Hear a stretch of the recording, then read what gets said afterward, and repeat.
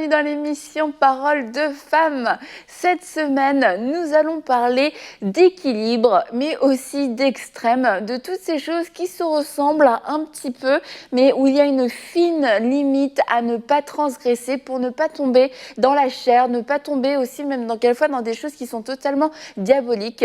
Et aujourd'hui, je suis encore avec mes amis. Bonjour, vous allez bien? Nous allons, c'est ça, avoir une semaine équilibrée. On va essayer de défaire tous ces déséquilibres, ces extrêmes qui malheureusement nous ont peut-être nous-mêmes touchés, nous ont nous-mêmes impactés. C'est des choses assez communes. Comme aujourd'hui, on va voir la différence entre la foi et la folie. Demain, on va parler du discernement et du jugement. Toutes ces choses, ça se ressemble. Il y a des points communs, mais il y a un côté où vraiment ça va nous pousser à la chair, ça va nous éloigner de Dieu, ça va avoir un mauvais fruit. Et puis ces choses qui viennent vraiment de Dieu, mais qu'on doit apprendre à utiliser. Et on a besoin d'une certaine maturité pour pouvoir les comprendre. Et comme je disais, malheureusement, c'est sûr, il y a eu des extrêmes dans les enseignements. Il y a eu des extrêmes aussi dans la manière dont nous, on a compris la parole et de l'ignorance aussi à travers laquelle le diable a pu venir s'infiltrer pour nous donner quelquefois des idées un petit peu bizarres, il faut le dire. Mais je crois que cette semaine, le Saint-Esprit, qui est l'esprit de vérité, va venir rétablir énormément de choses avec sagesse, avec douceur, mais aussi avec fermeté. Alors je prie que votre cœur soit ouvert et que votre cœur soit disposé à recevoir cette parole qui va rétablir l'ordre dans votre vie. Alors aujourd'hui, j'ai dit, on va parler de la foi et de la folie. Foi et folie, quelquefois, ça s'apparente parce que on peut utiliser quelquefois la foi pour excuser certains actes de folie. Dire, mais non, ça c'est Dieu, la foi en Dieu, c'est de la folie. Et c'est vrai que quelquefois, c'est de la folie. Ça va venir, comme on va dire, ça va venir... Ça va un peu défier voilà. Le naturel. Et parfois, il y a des personnes qui vont poser un acte de foi et tout autour, quand quelqu'un va regarder, il va dire non, mais t'es fou, tu peux pas faire ça. Et il y a des personnes aussi qui vont poser peut-être des actes de folie, entre guillemets, et on va aussi dire non, mais t'es fou, tu peux pas faire ça. Donc oui, parfois ça peut être très similaire les deux, mais ça dépend en fait de la position qu'on adopte. Est-ce qu'on adopte une position qui nous vient de Dieu, ou alors est-ce qu'on adopte une position qui nous vient de nous, de notre chair, de la convoitise, de l'ignorance, comme tu l'as dit. Donc c'est vraiment cette limite, cet équilibre qui va faire la différence en fait entre la foi et la folie. C'est de savoir l'action que je pose, ça vient d'où? Est-ce que ça vient de Dieu? Est-ce que ça vient de ma chair? Si ça vient de Dieu, beaucoup de personnes peuvent ne pas comprendre. D'ailleurs, c'est ce qui se passe dans plusieurs cas. Quand on lit même la parole de Dieu, on voit que les actions de Jésus sont parfois incompréhensibles. Mais quand ça vient de lui, on a cette garantie que, OK, même si mon voisin, même si les gens de mon entourage ne comprennent pas, mais parce que ça vient de Dieu, il y a quelque chose derrière. Mais quand ça vient de nous, on n'a aucune garantie. Et c'est ça, en fait, la différence aussi entre la foi et la folie. Ouais. Parce que des fois, on peut être porté justement à poser un acte de foi, et parce qu'un acte de foi, des fois, c'est grandiose. On peut justement, dans ce désir de vivre quelque chose de grandiose, poser un acte de folie. Mais la Bible nous dit dans Romains que la foi vient de ce qu'on entend vient de la parole de Dieu. Et c'est important de se poser la question avant de faire cet acte. Est-ce que c'est quoi la source qui m'a parlé? Est-ce que c'est Dieu qui m'a parlé dans cette situation-là? Ou comme tu dis, Aurélie, c'est moi-même, c'est mes propres réflexions qui m'ont amené à prendre cette décision, qui m'amène à poser ce geste. C'est vrai que oui, quand on va regarder dans la parole de Dieu, quand Noé s'est mis à construire l'arche, et alors qu'il pleuvait pas, il avait l'air d'un fou, ça avait l'air d'un acte de folie, mais c'était un acte de foi, tu vois. Paul, quand il prêchait la croix, c'était folie pour les Grecs, mais c'était la vérité de l'évangile. Mais dans la vie d'aujourd'hui, beaucoup, faut vraiment prendre le temps, en fait. Des fois, c'est vraiment question de s'asseoir et de dire, Seigneur, sonde mes motivations. Vraiment, j'ai envie de faire cet acte de foi, selon moi, de dire que je déménage, je vends tout et puis je vais vivre dans un pays étranger. Est-ce que c'est un acte de foi vraiment que Dieu m'a parlé, qui m'a dit, oui Nadine, j'ai besoin de toi en Australie, ou bien j'ai vu que tout le monde a déménagé en Australie et que tout se passe bien en Australie et du coup, c'est ma motivation derrière qui veut m'amener là. Et donc, c'est important d'être honnête devant Dieu, d'être sincère et d'être patient. Et vraiment, si c'est Dieu qui a parlé, Dieu n'a pas de problème à se répéter, en fait. Ouais. Et souvent, quand on fait des actes de folie, on va se rendre compte qu'on a entendu une fois. On a peut-être juste eu un message où une fois on a eu ce sentiment-là, mais ça ne s'est jamais répété, ça ne s'est jamais confirmé dans la parole. On n'a pas eu un autre moment le même sentiment. Du coup, on se raccroche à cette seule fois où on pense avoir entendu. Donc, c'est vraiment important pour pouvoir justement ne pas discerner et puis faire la bonne chose. Et puis aussi l'imitation dans ce que tu dis. C'est que quelquefois, on va regarder un peu, genre je regarde Annabelle. Annabelle a posé une action qui a fonctionné parce que Dieu lui avait parlé. Et puis là, toi aussi, tu veux faire cette action-là. Mais Dieu ne t'a pas dit ce qu'il a dit à Annabelle. Et parfois, c'est sur cette base-là que les gens décident. On écoute le témoignage d'une personne et on décide de l'imiter.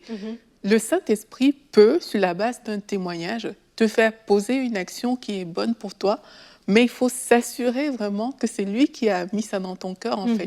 Donc, si on se limite juste à l'imitation de « OK, j'ai vu mon frère, il a fait ça, ma sœur a fait ça », ça veut dire que si je fais, ça marche.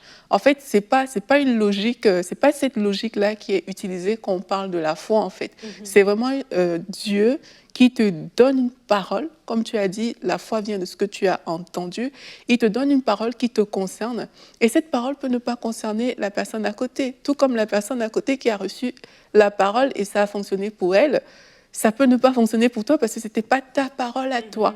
Donc, la folie va t'amener dans l'imitation, dans le fait de faire des choses sans prendre ce recul pour, comme tu disais Nadine, pour dire à Dieu, est-ce que tu veux vraiment que je déménage? Est-ce que tu veux vraiment que je quitte mon pays?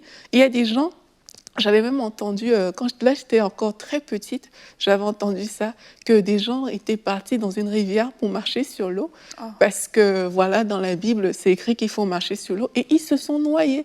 Et moi, ça m'avait choquée, je me suis dit, mais à l'époque, sincèrement, je me disais, quand c'est écrit dans la parole de Dieu que Pierre a marché sur l'eau, ça veut dire que moi aussi, je peux marcher sur l'eau. Ça veut dire que je peux marcher sur l'eau si Dieu m'a donné cette parole, comme il a donné à Pierre.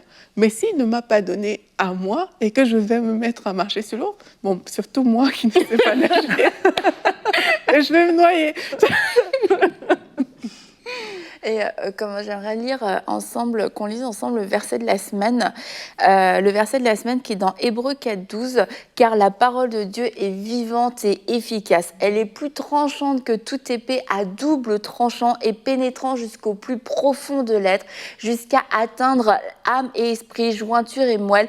Elle juge les dispositions et les pensées du cœur. » Et je crois qu'on a vraiment besoin, comme tu disais Aurélie, de la parole de Dieu pour venir trancher, pour venir faire cette séparation entre foi et folie. Est-ce que j'ai reçu ça? Et là, je ne parle pas d'une parole spécifique, mais de la parole de Dieu qui va venir faire son œuvre en nous et qui va venir en fait trancher. Est-ce que ça venait de mes envies? Est-ce que ça venait de mes propres projets? Est-ce que c'est vraiment Dieu qui m'a parlé?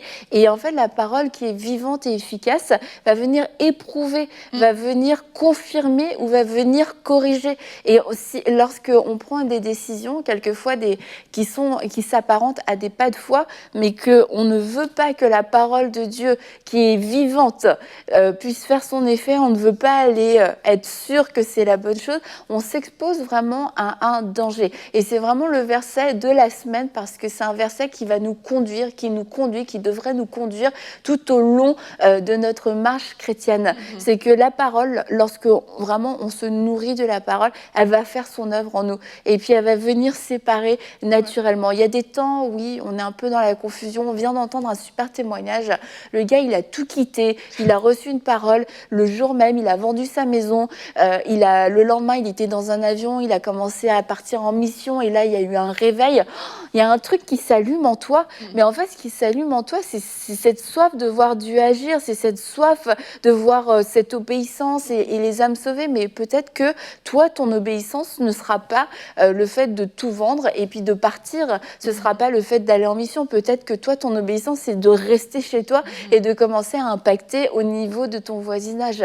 Et c'est faire attention dans l'imitation. Oui, il y a quelquefois un feu qui s'allume lorsqu'on entend des témoignages. Et ce feu est là pour un témoin de l'action de Dieu et nous donner envie, nous aussi, de faire quelque chose, peut-être de nous lever, de raviver la flamme, mais pas de faire un copier-coller, parce que là, c'est clair, et c'est souvent ce qui arrive suite au témoignage, c'est que les gens font des copier-coller. Moi, je me souviens d'une personne, on parle, et puis la personne me dit comme ça dans la conversation, moi, je dis, ouais, demain, je vais au travail. Ok, moi, demain, je vends tout, puis je vais partir, je pars au bout du monde.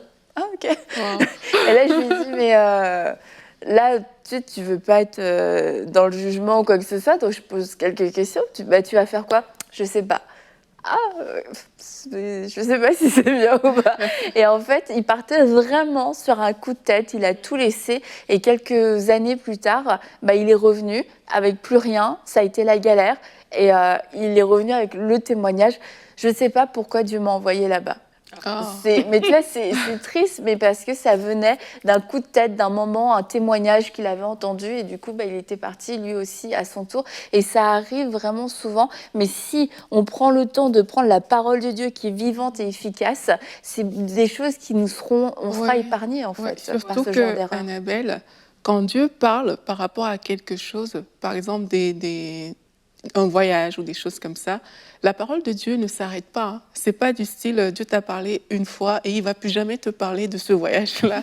Si Dieu t'a dit quelque chose, mais il y a des précisions que Dieu va te donner. Et quelquefois, c'est ça, on entend, mais on ne retourne pas justement pour que la parole pénètre à l'intérieur. Et quand on dit la parole, c'est la parole de Dieu. C'est des précisions de Dieu par rapport à ce que tu as entendu, par rapport à ce que tu crois dans ton cœur. On ne prend pas ce temps de laisser ces précisions s'asseoir à l'intérieur et on agit sur le coup de la précipitation. Et c'est ça aussi qui fait mal. Parce que quand même, je me rappelle, moi, quand le Seigneur m'avait dit de venir au Canada, tous les gens de ma famille ils n'étaient pas sûrs de mon affaire, tu vois. Pour eux, c'était un peu bizarre. Mais j'étais sûre.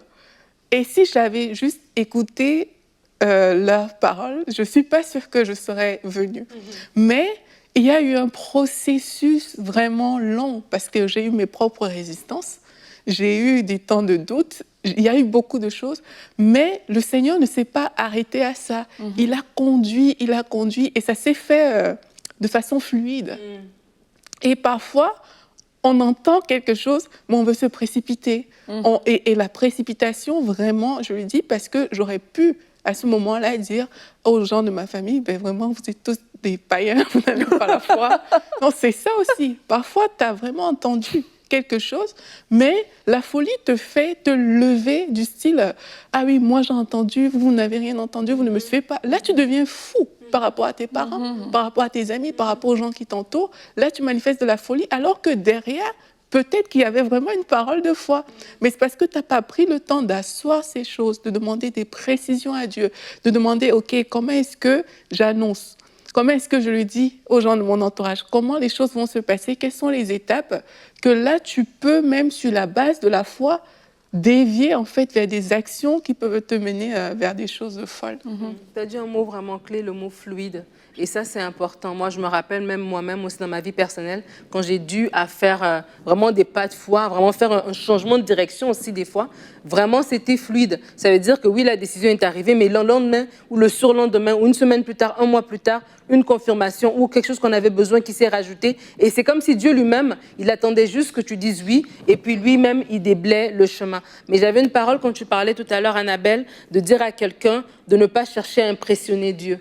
Des fois, on veut impressionner Dieu et on veut faire ces pas de foi, entre guillemets, de vraiment spectaculaire, quoi. Tu vois un peu, je veux aller dans un autre pays parce que je veux montrer à Dieu que, voilà, moi, je suis prêt à aller au bout du monde. Mais Dieu n'a pas besoin qu'on l'impressionne. La plus grande impression, j'ai envie de dire, qu'on peut faire à Dieu, c'est l'obéissance. L'obéissance vaut mieux que les sacrifices. Et comme tu dis, si on prend juste la parole de Dieu, la Bible, et qu'on la lit, elle va renouveler notre intelligence. Et du coup, dans des saisons où on aurait pu avoir un pas de folie, entre guillemets, en disant que je vais aller au bout du monde, parce que mon intelligence est renouvelée, alors mes motivations sont éprouvées. Alors à cet endroit, je me rends compte que oui, c'est vrai, Dieu m'appelle peut-être à ne pas aller au bout du monde, et c'est bon. Et j'ai pas échoué par rapport à l'autre personne qui est allée au bout du monde. Je suis pleinement dans sa volonté, alors que je suis cette mère au foyer, alors que je suis ce monsieur qui travaille dans mon magasin. Je suis pleinement dans la volonté de Dieu. Et vraiment, c'est important parce que des fois, on regarde les autres et on se dit, tiens, je veux être cette personne qui va se démarquer dans ma génération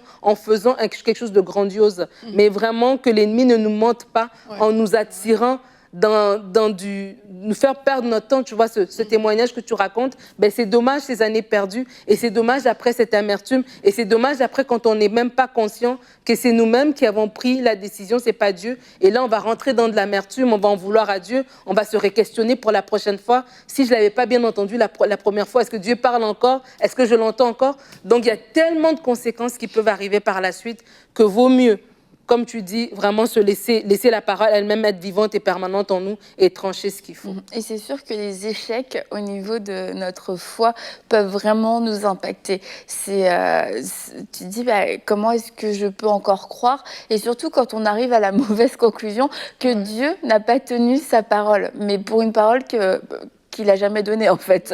Et du coup, on rencontre aujourd'hui beaucoup de gens qui n'osent plus croire. Et quand ils ont affaire à un projet de foi ou des gens de foi, ils viennent te plomber. Ah non, mais ça, mais Dieu ne fera jamais ça. Si tu as besoin d'être encouragé dans ta foi, c'est pas forcément les personnes à aller voir. Mais nous-mêmes, c'est important de garder notre cœur et de se dire, bah, Seigneur, garde-moi de ces échecs. Oui, c'est sûr, il y a des échecs, on va apprendre, etc.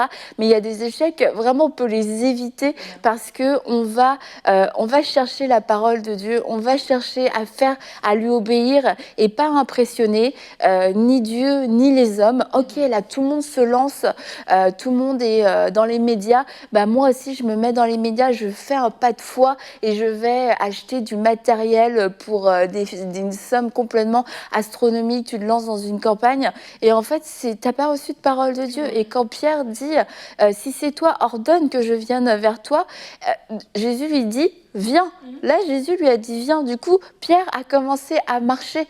Mais il n'y a que Pierre qui est sorti de la barque. On ne racontera pas la fin de l'histoire, ça s'est bien passé. Mais je ne crois pas que les autres auraient pu suivre sur la parole que Pierre avait reçue. C'est Pierre qui a eu cet élan, qui a dit à Jésus, si c'est toi, ordonne que je vienne.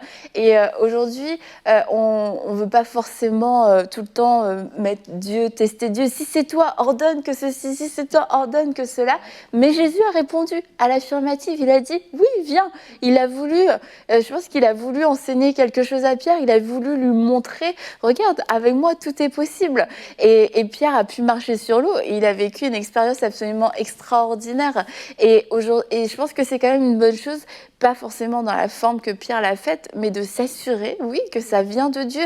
Seigneur, si c'est de toi, mais que je puisse marcher sur l'eau, que je puisse avoir les finances, que je puisse avoir les connexions. Mais si c'est pas toi, mais franchement, dis-le moi aussi. C'est ça, parce que sinon, je vais me planter et ça fait mal à la foi. Et notre foi, elle grandit, elle se développe. Et quand on se prend un coup dans la foi, franchement, quelquefois, ça fait mal. Quand tu vis un échec de foi, surtout quelquefois un échec public, tu as prié pour quelqu'un, tu as dit à tout le monde que la personne allait être guérie, etc.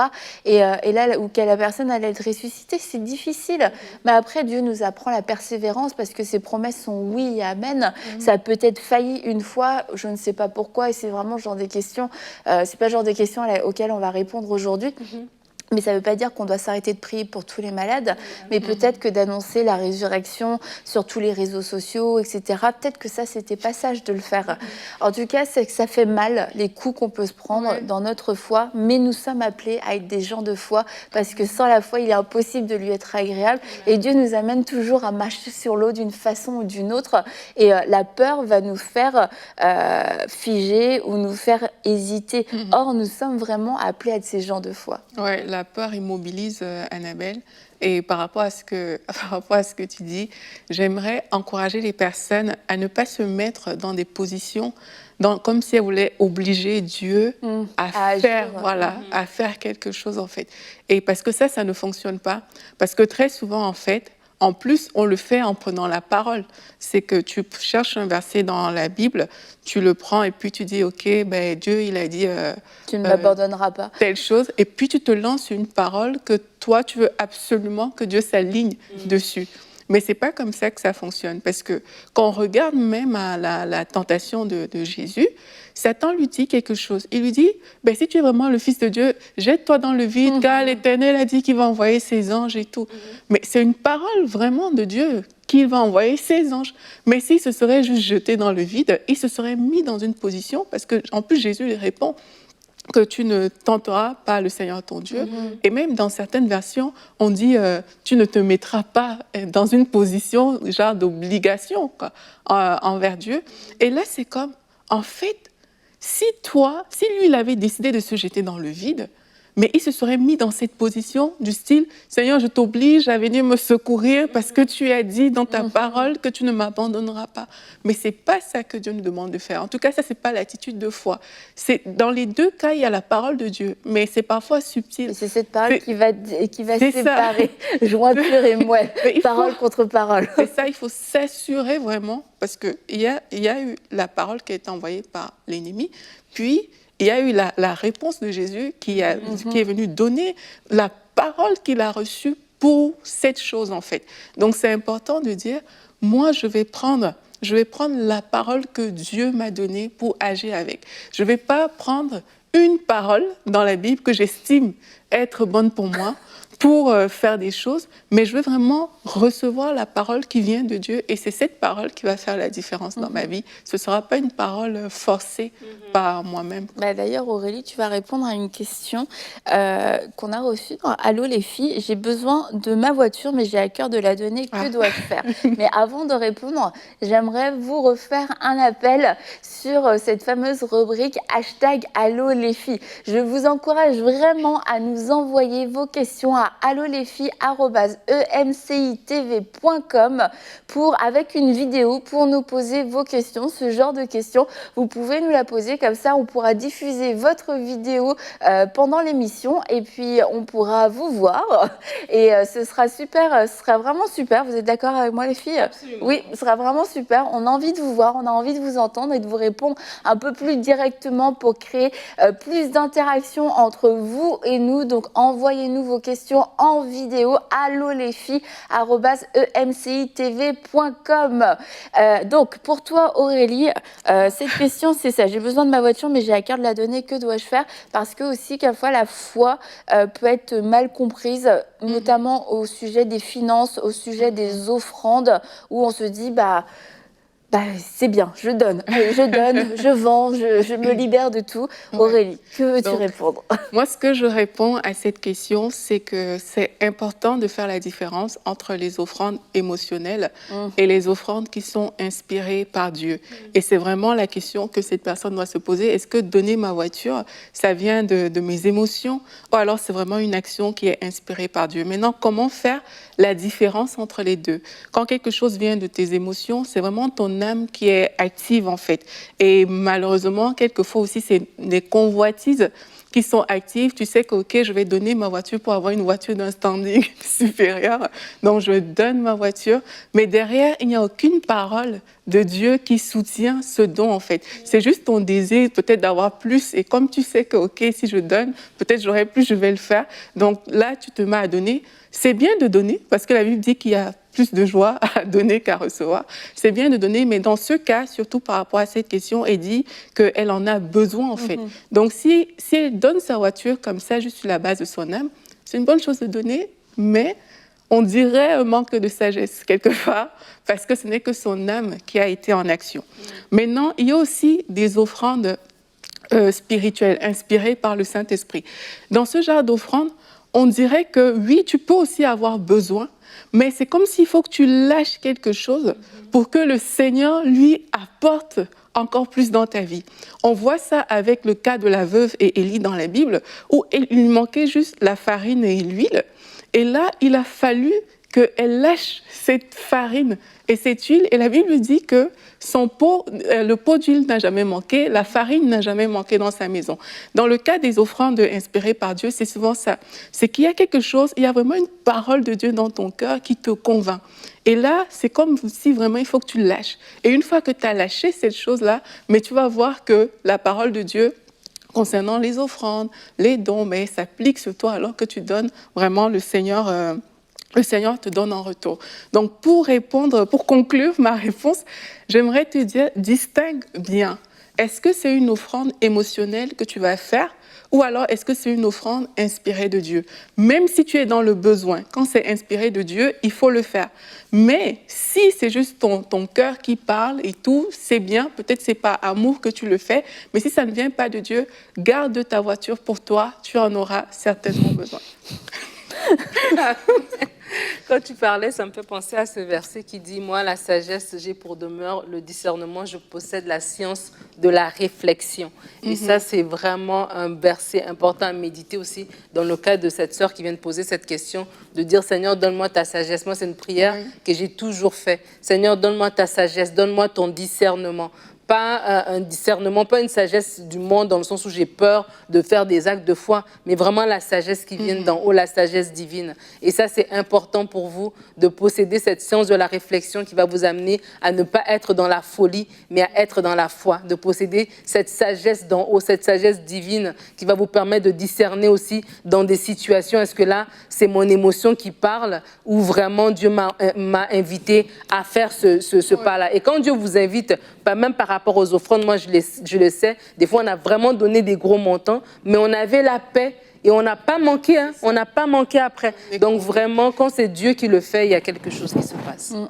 Et j'aimerais lire dans 2 Corinthiens 9 que chacun donne comme il l'a décidé dans son cœur, sans regret ni contrainte, car Dieu aime celui qui donne avec joie. Et je crois que c'est quelque chose aussi d'important à souligner, que si vous le faites, ce n'est pas par contrainte ni par pression, c'est pas parce que la personne a essayé de vous manipuler et a pleuré pour vous dire à quel point elle avait besoin d'une voiture beaucoup plus que vous et que toi, finalement, tu n'en avais pas tant que ça besoin et tu ressors de là avec un sentiment de culpabilité et tu te sens obligé envers cette personne de donner ta voiture et c'est plus la parole de cette personne qui t'a convaincu que la parole de Dieu.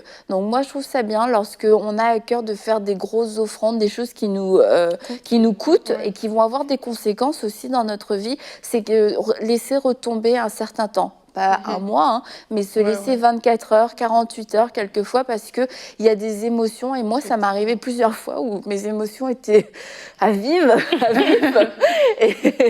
Et c'est sûr que là, tu as envie de tout donner. Tu as vu une situation, ça te... Puis bon, 2 jours plus tard, tu oublies. Non, mais c'est pour dire que quelquefois, parce qu'on veut être généreux, mais en fait, c'est une générosité qui est vraiment humaine et émotionnelle et qui va après nous mettre nous-mêmes dans les problèmes, en fait. Et Dieu nous demande la sagesse, nous dit que c'est possible d'être dans la foi et aussi dans la sagesse. Alors, voilà, j'espère que ça a pu répondre, que ce soit une voiture, que ce soit autre chose. En tout cas, la foi est un don de Dieu et nous sommes des personnes de foi. Nous voulons vous encourager à être des femmes de foi, à croire ce que Dieu vous dit, à agir sur les paroles que Dieu vous donnera, mais à ne pas créer des paroles pour agir selon vos propres projets, selon vos propres désirs. Dieu a assez parlé, Dieu a des plans assez grands pour vous, pour que votre foi puisse être mise en action, puisse être manifestée dans des choses qui vont le glorifier, dans des choses qui vont servir à son royaume. Donc ne vous inquiétez pas, si vous ne savez pas où exercer votre foi, demandez juste au Seigneur, donne-moi une parole où je vais pouvoir exercer ma foi et il vous la donnera. Alors on se retrouve demain pour une prochaine émission de Paroles de Femmes.